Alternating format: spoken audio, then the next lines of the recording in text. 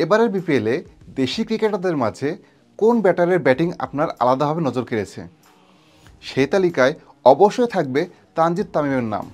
তানজিদ হাসান তামিম বগুড়ার এই ব্যাটার এরই মধ্যে কিন্তু বিপিএলের সর্বোচ্চ রান সংগ্রাহক এখন পর্যন্ত। আশা করা যাচ্ছে তিনি যেভাবে খেলছেন শেষ পর্যন্ত তিনি থাকবেন এই কাতারে। অথচ মাত্র 1 বছর আগেও ঠিক এমন ছিল না তামিমের ব্যাটিং। বলা যায় 2023 ওয়ানডে বিশ্বকাপে পায়ের নিচে রীতিমতো মাটি খুঁজছিলেন তিনি। সেবার পেস বোলিং বলুন বা স্পিন বোলিং, যে কোনো বোলিংয়ের সামনেই রীতিমতো এক্সপোজ হয়ে যাচ্ছিলেন তিনি। বিশেষ করে শর্ট লেন্থের ডেলিভারি তিনি খেলতে গেলেই বারবার আউট হয়ে যাচ্ছিলেন। যেই শর্ট বল ছিল একসময় তার দুর্বলতার জায়গা, এবারের বিপিএলে দেখা যাচ্ছে সেই শর্ট বলেই একের পর এক 6 মারছেন তিনি। তামিমের এই পরিবর্তনের পেছনের রহস্য নিয়েই আজকের এই ভিডিও, যেখানে আপনাদের সঙ্গে আছি আমি আসাদুজ্জামান লিটন। শুরুতেই আসি এবারের বিপিএল অর্থাৎ 2025 বিপিএলে তামিমের পারফরমেন্স নিয়ে। এখন পর্যন্ত 10টি ম্যাচ খেলেছেন তামিম, রান করেছেন 420, 46-এর বেশি গড় এবং 144 স্ট্রাইক রেটে ব্যাট করছেন তিনি। 3টি 50-র পাশাপাশি হাঁকিয়েছেন একটি সেঞ্চুরিও। বলা যায় ঢাকা ক্যাপিটালসের ব্যাটিংকে নেতৃত্ব দিচ্ছেন তামিম। তিনি ঠিক কীভাবে ব্যাটিং করছেন এবারের আসরে? যদি তামিমের ব্যাটিং খেয়াল করা হয়, বেশ কিছু জায়গায় কিন্তু তার পরিবর্তন এসেছে।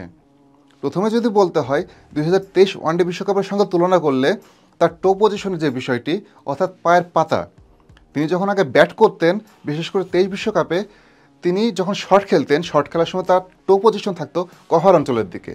যে কারণে যখন একটু গায়ের দিকে তার বলগুলো ভেতরে আসতো বা পেস বোলিংয়ের বিপক্ষে বিশেষ করে শর্ট বল যখন আসতো, তিনি পুল করতে যেতেন, কিন্তু সে সময়টায় তিনি আর টাইমিং করতে পারতেন না।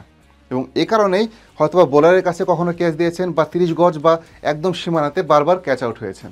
অথচ এবারে বিপিএলে যেটা দেখা যাচ্ছে যে শুরুতে টো পজিশন কভারের দিকে থাকলেও অধিকাংশ সময় যেটা দেখা যাচ্ছে, যখন তানজিদ তামিম ব্যাটিং করছেন শর্ট খেলার আগ মুহূর্তে তার টো পজিশন অনেকটা স্ট্রেটে চলে আসছে, অর্থাৎ একদম সোজা পা নিয়ে আসছেন এবং বলের মেরিট অনুযায়ী খেলছেন। এটাই বলা যায় সবচেয়ে বড় পরিবর্তন তামিমের ব্যাটিংয়ে। শুধু এটাই না, তার ব্যাকলিফটেও কিন্তু বেশ একটা পরিবর্তন এসেছে। আগে সাধারণত তামিম একটু লো ব্যাকলিফটে ব্যাট করতেন, তবে এখন কিন্তু তার স্ট্যান্স একটু পরিবর্তন এসেছে, একই সঙ্গে ব্যাকলিফটেও বেশ পরিবর্তন। এটার সঙ্গে যোগ হয়েছে তার হেড পজিশনিং, যা ফুটওয়ার্কের সঙ্গে একদম দারুণভাবে মিলে যাচ্ছে।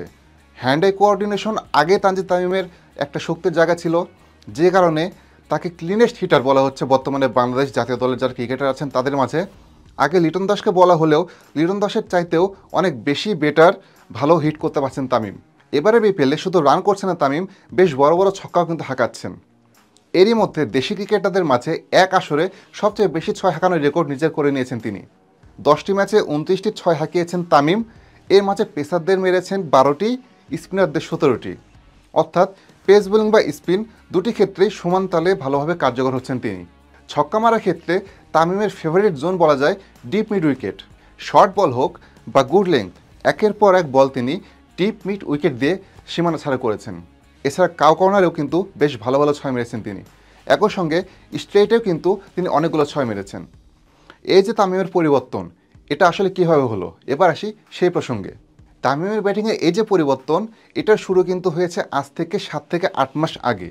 গত বছরের বিপিএল শেষেই শ্রীলঙ্কার বিপক্ষে সিরিজ খেলে বাংলাদেশ। এরপর কিন্তু মোটামুটি হালকা একটা সময় ছিল ক্রিকেটারদের বিশ্রামের, আর এই সময়টাই কাজে লাগান তামিম। সে সময় বাংলাদেশের বোলিং বলা যায় স্পিন বোলিং কোচ ছিলেন মুস্তাক আহমেদ আর ব্যাটিং কোচ ছিলেন ডেভিড হেম্প। এই দুজনের কাছে একটি স্পেশাল ক্লাস করেছেন তিনি, যেখানে সবচেয়ে বড় যে বিষয়টা ছিল বা বৈচিত্র্যের বিষয় ছিল এক পায়ে ব্যাটিং করা। হ্যাঁ, এক পায়ে ব্যাটিংয়ের একটি বিশেষ অনুশীলন করেছেন তামিম। বিশেষ সেই ক্লাসে বোলার ছিলেন মুস্তাক আহমেদ, তার বিপক্ষে এক পায়ে ফ্রন্ট ফুট ব্যাক ফুটে নানাভাবে ব্যাটিং করেছেন তামিম। পেছনে ছিলেন ডেভিড হেম্প। যখন তামিম এক পায়ে খেলতে গিয়ে বিভিন্ন ভুল করতেন, তাকে শুতে দেওয়ার দায়িত্ব ছিল তার। মুস্তাক আহমেদ এবং ডেভিড হেম্প এই দুজনের কাছে বিশেষ ক্লাসের মাধ্যমেই তামিম মূলত তার ব্যাটিংয়ের যা পরিবর্তন সেটি করেছেন, যেখানে নিঃসন্দেহে বলা যায় তিনি টো পজিশন নিয়ে কাজ করেছেন, ভারসাম্য নিয়ে কাজ করেছেন, একই সঙ্গে হেড পজিশন, যার ফল আমাদের আজকের এই তামিম। আগে যেমন পেস বোলারদের ক্ষেত্রে শর্ট বলে তামিমের খেলতে অসুবিধা হতো, স্পিনারদের ক্ষেত্রে কিন্তু গায়ের দিকে অর্থাৎ ভেতরের দিকে যেগুলো বল আসতো সেগুলো বেশ অসুবিধা ফেলতো তামিমকে। এক্ষেত্রেও বড় একটি বাধা ছিল তামিমের স্ট্যান্স। অ্যাক্রস দ্য লাইনে খেলার ফলে যখন বল ভেতরের দিকে চলে আসতো অর্থাৎ গায়ের দিকে, সেই সময়টা তিনি আসলে মুভমেন্ট করার যে সময়টা তিনি ঠিকঠাক পেতেন না। তবে এসব সমস্যা অনেকটাই কাটিয়ে উঠেছেন তামিম।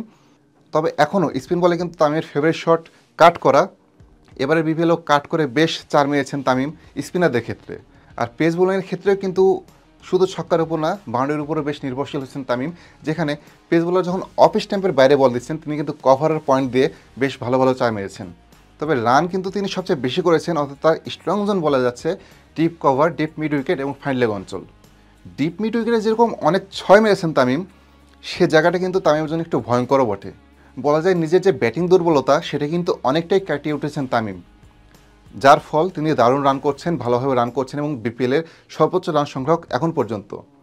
তবে এখনও কিন্তু তামিমের বেশ কিছু দুর্বলতা আছে, যেরকম ওয়াইড লাইনের যে বলগুলো তিনি যথারীতি খেলতে চাচ্ছেন, তবে স্পিন বোলিং বা পেস বোলিং দুটি ক্ষেত্রে যখন বলগুলো ওয়াইড লাইন দিয়ে বের হয়ে যাচ্ছে তিনি কিন্তু সেগুলো তাড়া করে মারতে গেলেই মিস টাইমিং করছেন। কখনো কিপারের কাছে ক্যাচ দিচ্ছেন, কখনো বা পয়েন্টে ক্যাচ দিচ্ছেন, আবার কখনো বা দেখা যাচ্ছে 30 গজেই। এখন পর্যন্ত তামিম 10টি ম্যাচের 9টিতে আউট হয়েছেন, একটিতে ছিলেন অপরাজিত। এই 9টির মধ্যে 7টিতে কিন্তু ক্যাচ আউট হয়েছেন। তিনি যখন এগিয়ে আসছেন, পেস বোলার যদি ওয়াইড লাইনে একটু বাইরে বল দিচ্ছেন তিনি আর থামছেন না এবং ওই সময়টা তিনি ভুলগুলো করছেন। একই সঙ্গে তিনি ডিপ মিড উইকেটে যেহেতু বেশি 6 মারছেন, একই দিকে মারতে যেয়ে অনেক সময় মিস টাইমিং হয়ে যাচ্ছে। যাই হোক, তামিম তার দুর্বলতাগুলো নিয়ে বা কোন বলে আউট হচ্ছেন বা বিট হচ্ছেন সেটা নিয়ে আবারও কাজ করে আরও ভালোভাবে আরও বিশুদ্ধ ব্যাটসম্যান হবেন, এটাই আমাদের প্রত্যাশা। কারণ তামিম যদি ভালো করে দিন শেষে লাভটা কিন্তু বাংলাদেশেরই। তামিমের এই রান বন্যা শুধু বিপিএলে থাকবে না, জাতীয় দলের হয়েও তিনি আরও ভালো করবেন। বিশেষ করে সামনে যে চ্যাম্পিয়ন্স ট্রফি সেখানেও তিনি দারুণ করবেন, বাংলাদেশের ব্যাটিংকে নেতৃত্ব দেবেন, এটাই আমাদের প্রত্যাশা। এতক্ষণ আমাদের সঙ্গে থাকার জন্য ধন্যবাদ। ক্রিকেট বা ফুটবলের যে কোনো তথ্য জানার জন্য আমাদের প্যাভিলিয়নের ফেসবুক পেজ এবং ইউটিউব চ্যানেল ফলো করতে পারেন। ধন্যবাদ।